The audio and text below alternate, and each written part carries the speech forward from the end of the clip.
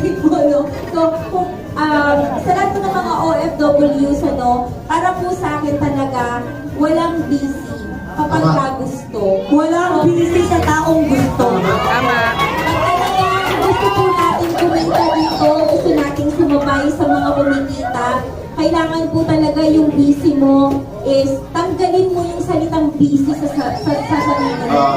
Kasi hanggat busy ka, hanggat wala kang time, hanggat busy-busyhan ka, wala po talagang magiging resulta.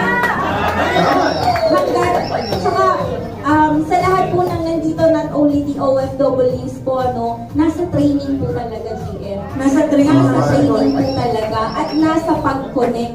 Kailangan po talagang connect. Kasi po, ganun lang din naman po yung ginawa ko, GM, na connect po ako kasi may gusto po akong nagnegosyo ako para umingkam. So kung